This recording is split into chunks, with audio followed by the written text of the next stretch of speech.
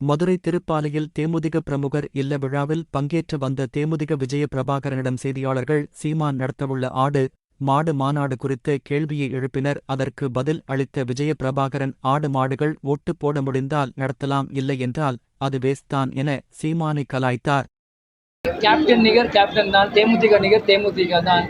இன்னைக்கு விஜய் அண்ணன் வர்றாருன்னா அது அவரோட பலம், அவரோட நிலைப்பாடு, அவங்க கட்சி. 20 வருஷம் முன்னாடி நீங்கள் பத்திரிகையில் இருக்கீங்க, நீங்கள் போய் உங்கள் பத்திரிகையில் போய் பாருங்கள், அன்றைக்கி என்ன ரைட்டிங் உங்கள் பழைய மூத்தவர் கொடுத்துருக்காங்கன்னு அதை நீங்கள் பார்க்கும்போது நீங்களே கம்பேர் பண்ணி பாருங்கள். தேமுதிகன்றது கேப்டன் இன்னைக்கு நடித்து நாளைக்கு கட்சி ஆரம்பிக்கல. கேப்டன் ரசிகர் மன்றமாக இருக்கும்போது கட்டமைத்து ரசிகர் மன்றத்துலேருந்து கவுன்சிலராக ரசிகர்களை சேர்க்க வச்சு பிறகு அதை கட்சியாக மாற்றி ஒவ்வொரு இதுவாக ஒரு படத்தில் வசனங்கள், அவரோட நாட்டுக்கான பேட்ரியாட்டிசம் எல்லாமே கற்றுக் கொடுத்து தான் ஒரு கட்சியாக வந்தார். கேப்டனோட ஸ்டைல் அது வேறு. இன்னைக்கு விஜய் அண்ணா எனக்கு டிஜிட்டல் மார்க்கெட் அவரோட ஸ்டைலும் அது வேறு. அது ரெண்டு பேரையும் நீங்கள் கம்பேர் பண்ண முடியாது. கண்டிப்பாக கூட்டணி ஆட்சி தான் அமையணும், அதை நாங்கள் வரவேற்கிறோம்.